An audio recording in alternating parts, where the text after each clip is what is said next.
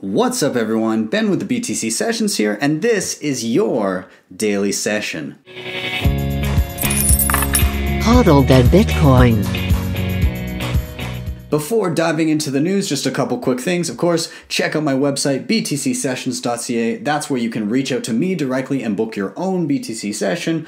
We can chat Bitcoin, learn about wallets, proper security, really anything you like, just let me know. All you need to do here is scroll down to the bottom. There's a contact form that you can fill out. Also, a big thanks to my official sponsor of the BTC Sessions, Ledn.io. This is a service where Canadians and select international markets now can go ahead and use Bitcoin as collateral to get a Canadian dollar loan. So if you want an example of use cases, perhaps you are long-term holding Bitcoin and an unexpected expense comes up. You need to get your hands on dollars, but you don't want to sell your Bitcoin in order to do it. Well, in this case, you can use it as collateral, basically go through the process here. You can use the slider to figure out how much Bitcoin you would need for a specific dollar amount. The application takes about 2 minutes.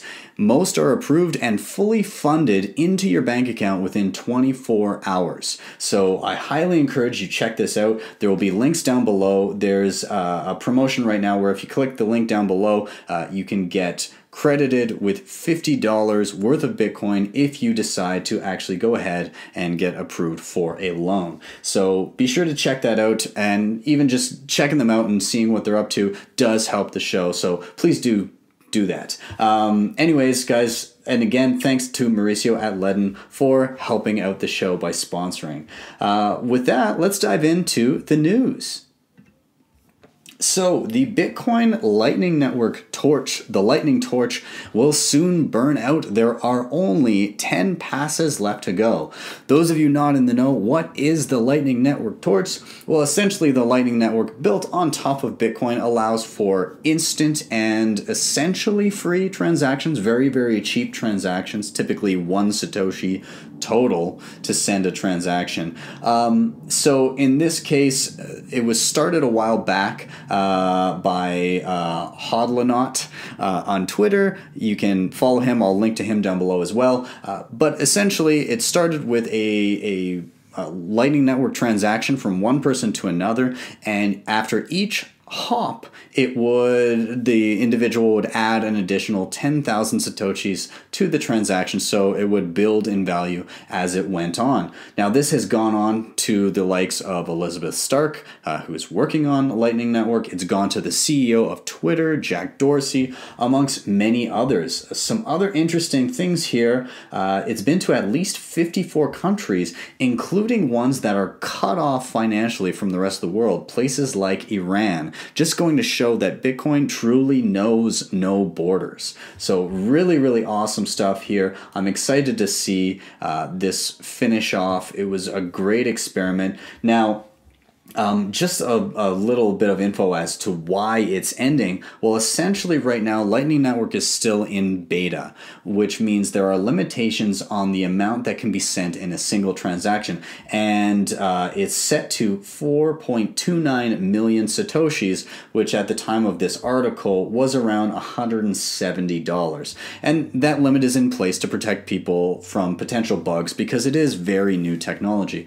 But anyways, at the end of this, when it finally gets its final pass and no more money can be added, this money is going to be donated to Bitcoin Venezuela, which is a great charity. But of course, it's only $170. So if you'd like to help with that fundraiser, you can go ahead. There will be links down below to Bitcoin Venezuela and where you can help out with that. There already have been 235 donations to this, which is about $1,500. So for sure, if you enjoy what they've been doing with the Lightning Torch and you want to help a good cause and help people that are suffering with the humanitarian crisis that is happening in Venezuela, hyperinflation, all of that, then do check out that link down below as well. But yeah, it should be exciting to see this finally come to an end. It was a really, really fun thing to watch happen. So let's move on. This article from Bitcoinist is talking about why Bitcoin may be the greenest technology ever. Bitcoin gets a lot of shit that is completely undeserved as for its energy consumption. And people say, well, you know, Bitcoin uses as much energy as insert country here. What is not considered there is what that energy is going towards building and what it is actually contributing to as far as human behavior and what it curbs. So in the era of easy money, easy printed money drives people's actions in a certain way. So people don't have long-term thinking. They have what's called high time preference. So they're thinking of the immediate future because, well, their money loses value over time, and you're encouraged to be a consumer, to spend, and not think for the future and rely on debt. And why would you put away your money? Because it's just going to be inflated away. And so you're forced to play these games where you have to take your money and put it into something else, a different asset over time to maintain and perhaps grow your purchasing power of the assets that you're holding. Whereas with Bitcoin, the way that the money is designed, it's designed as hard money that is meant to appreciate, be inherently deflationary over time. And so what does that mean? It means people think longer and harder about what they use their money for. Instead of, you know, going to a store where the clothes are super cheap and are going to fall apart after a few washes, well, maybe you'll think about, okay, maybe I'll get that jacket that's going to last me 10 years before it falls apart. And perhaps when it does get a rip in it, I'll fix it instead of spending my money because I'd rather hold on to my money. Now, does it completely ruin the economy because people aren't spending money? No, absolutely not. People still have day-to-day needs, but they think longer and harder about what they do with their money. And if they do invest it in something, they're investing it because they've done their research, hopefully, and they view the venture that they're investing in as a better investment than holding their money, which would appreciate within purchasing power anyways. So that's kind of the gist of this article and how it will take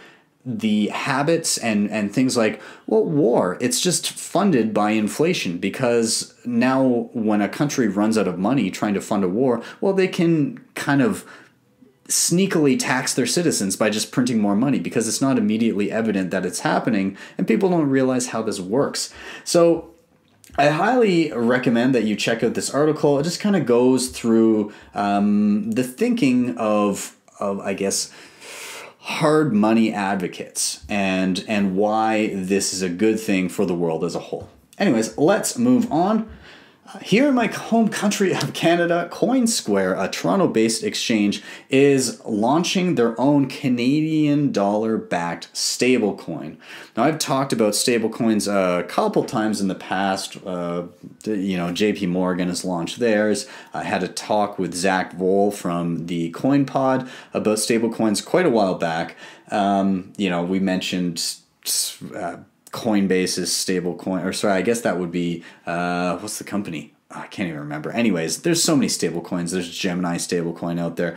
I'm very indifferent to this. I don't think that it adds much to the market anyways. I get that, sure, you can send it, I guess, from exchange to exchange easier. There's less roadblocks when it comes to getting money off of the exchange. But it serves its purpose where it needs to, but my opinion is this is kind of just a nothing burger. I'm not super interested in this. It just kind of came up, and I was like, well, I guess it was a matter of time before some Canadian exchange did this, but you don't need stable coins when you've got sound money. So, yeah, let's move on.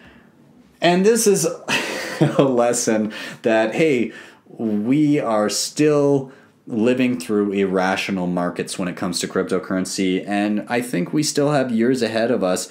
There's been such a small portion of the populace that has been exposed to this kind of stuff that you still get insane pumps of coins like Dogecoin. And what contributed to this? Well, it was a bit of a joke, But essentially, they tweeted out something along the lines of, "Hey, we need a new we need a new CEO of Dogecoin," and so in the running were a number of people, including Elon Musk, and there was a poll. Elon Musk won the poll, and then he jokingly had made reference to the fact that Dogecoin is his favorite cryptocurrency. He changed his Twitter status, not his status, but his description to CEO of Dogecoin, after which he then resigned as CEO of Dogecoin, and it was all this big joke. But then you get, I don't even know how to say this exchange still, Huobi. Anyways, they listed Dogecoin on their exchange and said it's high quality, which is it though? Is it really? I mean, it's still better than Bcash, but is it? Anyways, so it just kind of goes to show that people just toss their money at anything still. And I think that we haven't even hit the tip of the iceberg when it comes to crypto's, we'll say, .com moment. I think that's still to come. And it's going to hurt when it hits, including people holding Bitcoin, but they're long-term thinkers anyways. So, yeah, just brace yourself, because if you can get pumps like this because somebody jokingly says they're the CEO of Dogecoin, yeah, you know it's crazy. Even the creator of Dogecoin last year in January, so this 2018, he wrote this article saying there's something very wrong when my joke currency has a $2 billion market cap, and he goes through kind of why he created Dogecoin and what it became after the fact. His name is Jackson Palmer, so I'll link to that down below as well. But I guess that pretty much does it for me today, guys. Thank you very much for watching. A couple things. Don't forget to check out my sponsor, Ledn.io, if you're looking at Canadian dollar backed loan, a Canadian dollar loan backed by Bitcoin as collateral. Do check out my website. If you're new to the channel, hit subscribe, smash that like button, and hit that little notification bell because I'm always in the chat when these stream for the very first time. I'm always chatting up everybody that's in there. So I hope to see you back next time. And if you really, really liked what you saw today, hit me up with a Bitcoin tip via the Lightning Network, and I have a tippin.me page. If you don't know how tippin.me or Lightning works, I did do a how-to video on this particular thing, and I will link that down below as well. But that's it, guys. I will see you next time for your daily session.